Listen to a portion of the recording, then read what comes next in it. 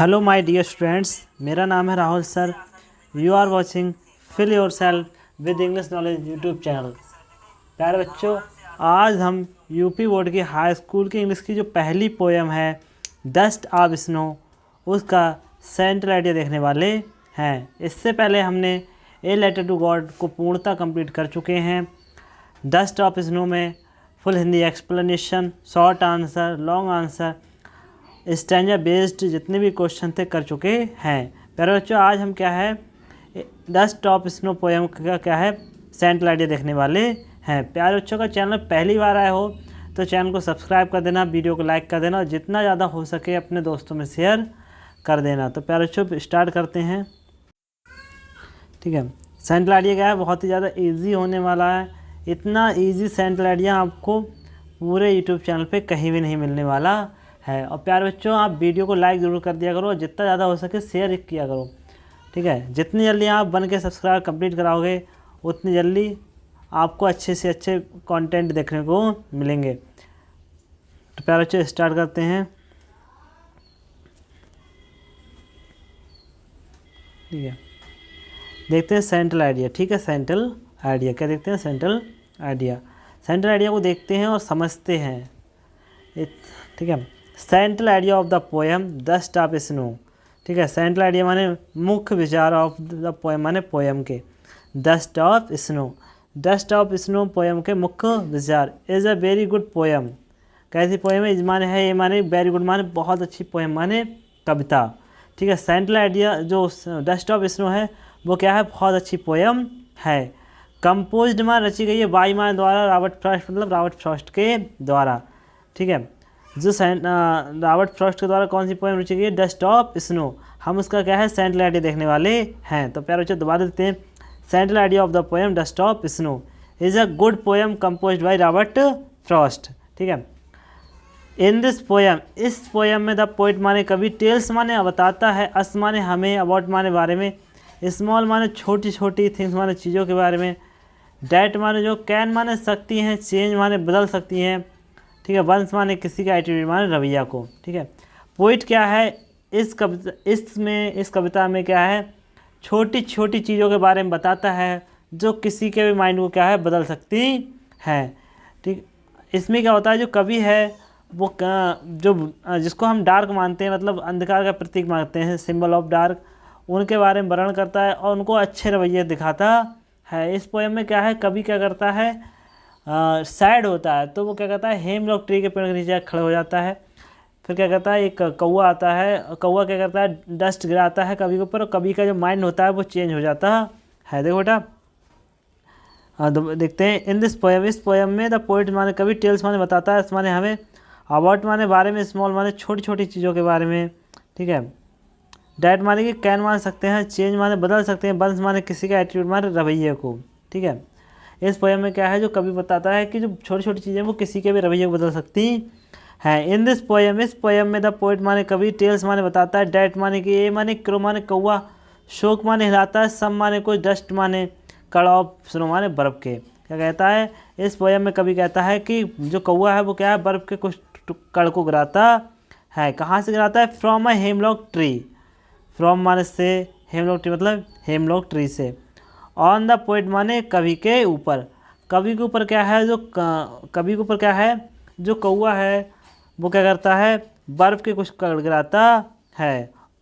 And changed, and माने और, change माने बदल देता है, पोइट माने पोइट के, वो चेंज माने बदल देता है, हिज माने उसके, मूड माने मूड को, और क्या कहता है कवि के मूड को बदल देता है। एंड सेव्ड, और सेव्ड माने बचा लेता है, हिज माने उसके, वैल्यूबल माने होता है बहुमूल्य, और मूवमेंट माने क्षणों को, फ्रॉम बीइंग वेस्टेड माने बर्बाद होने से, और क्या है उसके जो बर्बाद होने का मतलब जो बर्बाद हो जाता समय उसको बचा लेता है। एंड सेम वे, और उसी तरीके से बन माने कोई कैन मान सकता है, शेक ऑफ माने हिला सकता है, सैडनेस माने दुख को, फ्रॉम वन शेयर माने किसी के हृदय से। ठीक है, और कोई भी क्या है किसी के हृदय से क्या है दुख को हटा सकता है। अब देखो इसको दोबारा समझते हैं अच्छे से। Central idea of the poem, कौन सी पोएम का सेंट्रल आइडिया है ये, dust of snow. Dust of snow का ये क्या है, सेंट्रल आइडिया है। Is a very good poem, is माने है, ए माने वेरी माने बहुत, गुड माने अच्छे, पोएम माने कविता। कंपोज्ड माने रची गई है बाय रॉबर्ट फ्रॉस्ट, मतलब रॉबर्ट फ्रॉस्ट के द्वारा। और ये किसके द्वारा रची गई है? रॉबर्ट फ्रॉस्ट के द्वारा ये पोएम रची गई है। इन दिस पोएम, इस पोएम में द पोएट माने कवि, टेल्स माने बताता है, इस माने हमें, अबाउट माने बारे में, स्मॉल थिंग्स माने होता है छोटी छोटी चीज़ों के बारे में। ठीक है, कवि क्या है इस पोएम में छोटी छोटी चीज़ों के बारे में बताता है। डैट माने कि कैन माने सकता है, डैट माने जो, कैन माने सकता है, चेंज माने बदल सकता है, बन माने किसी के एटीट्यूड माने रवैये को। क्या बताता है कि छोटी छोटी चीज़ें हैं वो किसी के रवैये को बदल सकती है। इन दिस पोएम, इस पोएम में द पोएट माने कवि, टेल्स माने बताता है, डैट माने कि, ए माने एक, क्रो माने कौआ, शोक माने हिलाता है, सम माने कुछ, डस्ट माने कण, ऑफ माने का, सुनो माने बर्फ़ के।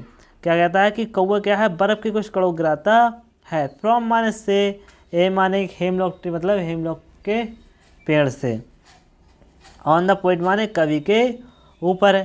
एंड माने और चेंज माने बदल देता है, हिज माने उसके, मूड माने मूड को, एंड माने और सेव्ड बचा लेता है, हिज माने उसके, वैल्यूबल मूवमेंट माने होता है महत्वपूर्ण या कीमती क्षणों को। फ्रॉम बीइंग वेस्टेड माने बर्बाद होने से, एंड माने और सेम माने उसी प्रकार, वन माने कोई, कैन मान सकता है, सेक ऑफ माने हिला सकता है, सैडनेस माने दुख को, फ्रॉम वन सेड माने किसी के हृदय से। ठीक है, कोई भी व्यक्ति क्या है किसी के हृदय से क्या है दुख को हटा सकता है। प्यारे बच्चों, उम्मीद करते हैं आपको सेंट्रल आइडिया बहुत अच्छे से समझ में आया होगा। अगर आपको कोई भी प्रॉब्लम होती हो तो बार बार कहते हैं कि आप हमें व्हाट्सअप कर सकते हो। पहले जो सेंट्रल आइडिया समाप्त हो गया, अब देखते हैं एमसीक्यूज क्वेश्चन। जो हमारे एमसीक्यूज ऐसे होते हैं इनको देखते हैं और समझते हैं। ठीक है, who shook down the hemlock tree, who माने कौन, ठीक है, शोक डाउन माने हिलाता है नीचे, ठीक है, शोक माने हिलाता है, डाउन माने नीचे गिराता है, हेमलॉक ट्री मतलब हेमलॉक ट्री के पेड़ से। ठीक है, तो कौन गिराता है? कौआ। ठीक है, कौन गिराता है? कौआ। What fall on the poet, what माने क्या, फॉल फेल माने गिरता है, ऑन द पोइट माने कवि पर, कवि के ऊपर क्या गिरता है? तो dust of tree, dust of snow, dust of rain, dust of crow. तो ये भी गलत है, ये भी गलत है, ये भी गलत है। क्या कहता है? Dust of snow. अगला देते हैं, in heart move by poet yearly. ठीक है, कवि ईयरली, कवि का पहले मूड कैसा होता है? प्लीजेंट होता है, हैप्पी होता है, सैड होता है, गुड होता है। ठीक है, ना प्लीजेंट होता है, ना हैप्पी होता है, ना गुड होता है। कैसा होता है बेटा? सैड। ठीक है, पहले ही हमने कह चुका है कि कवि क्या था, पहले सैड था, फिर उसके बाद हैप्पी हो जाता है। अगला देखते हैं प्यारे बच्चों, व्हाट वाज इफेक्ट द, ठीक है, इफेक्ट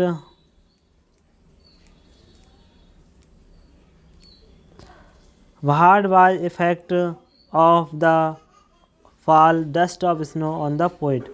ठीक है, व्हाट माने क्या, बाज माने था, इफेक्ट माने प्रभाव डाला, ऑफ फॉल माने गिरा, डस्ट माने कण, ऑफ स्नो माने बर्फ़ के, ऑन द पोइट माने कवि पर। जो कवि के ऊपर बर्फ़ के कण गिरे उन्होंने कवि के ऊपर क्या प्रभाव डाला? ठीक है, change his mood, change his luck, change his job और चेंज हिज कलर।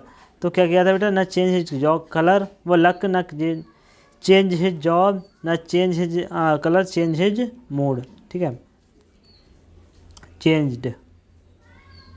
अगले देखते हैं फिर बच्चों, अगला क्या कह रहा है? What was saved for poet. ठीक है, व्हाट माने क्या, वाज माने था, सेव्ड माने बचा, फॉर पोएट माने पोएट का। ठीक है, क्रो बचा था, ट्री बचा था, स्नो बचा था, some part of the day. तो प्यारे बच्चों, some part of the day क्या है? ये राइट है। क्या बचा था? Some part of the day. अगला क्वेश्चन देखते हैं प्यारे बच्चों, अगला क्या कह रहा है हमारा क्वेश्चन?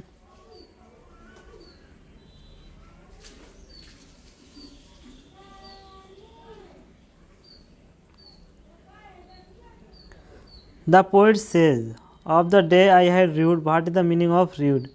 ठीक है, इसका मतलब क्या है? तो इसका मतलब बेटा क्या है? र्यूइंड बर्बाद होना, हेल्ड इंडिकेट, ठीक है, रूल्ड, ठीक है, कंक्योर्ड। तो बेटा इसका मीनिंग क्या है बेटा? Held in regard, regret. ठीक है, मतलब पश्चाताप में पड़े रहना। इसका मीनिंग क्या था? पश्चाताप में रहना। ठीक है, अगले तो देखते हैं, what is the rhyme scheme of the poem. ठीक है, इस पोएम की राइम स्कीम है वो क्या है? ठीक है, क्या है? इसकी rhyme scheme V V A C D, ठीक है। A B C D A B C D C, A B A C D. तो इसकी कोई भी राइमिंग नहीं है, ये वाली है ए बी सी डी, ठीक है। आगे देखते हैं बेटा, इसको यही राइम कर रहा है।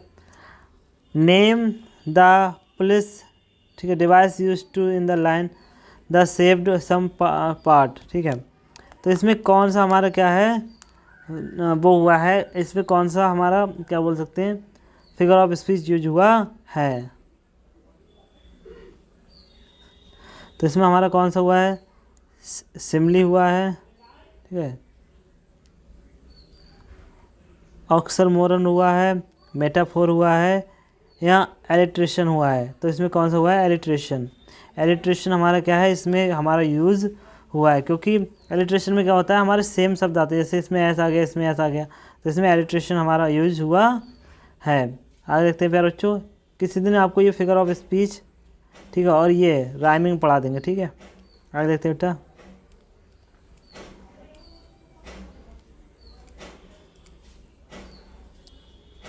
What does poet dust of snow represent, ठीक है।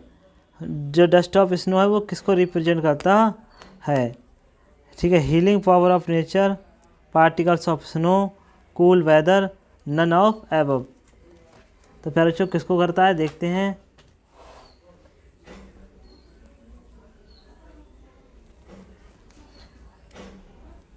हीलिंग पावर ऑफ नेचर, ठीक है, किसको प्रेजेंट करता है, रिप्रेजेंट करता है, हीलिंग पावर ऑफ नेचर। इसमें नेचर को तो दर्शाया गया है, ठीक है।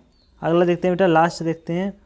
The crow and hemlock trees symbolise, ये किसके सिम्बलाइज हैं, सारों के, दुख के, ठीक है, सेलिब्रेशन के, या दैट के। तो ये किसके हैं बेटा, हमारे शोरों के, ठीक है। इसे बोलते हैं शारो, शारो का मतलब होता है दुख, ठीक है। ये किसके सिम्बलाइज हैं, दुख के हैं। तो प्यारे बच्चों उम्मीद करते हैं कि आपको ये सब कुछ अच्छे से समझ में आया होगा।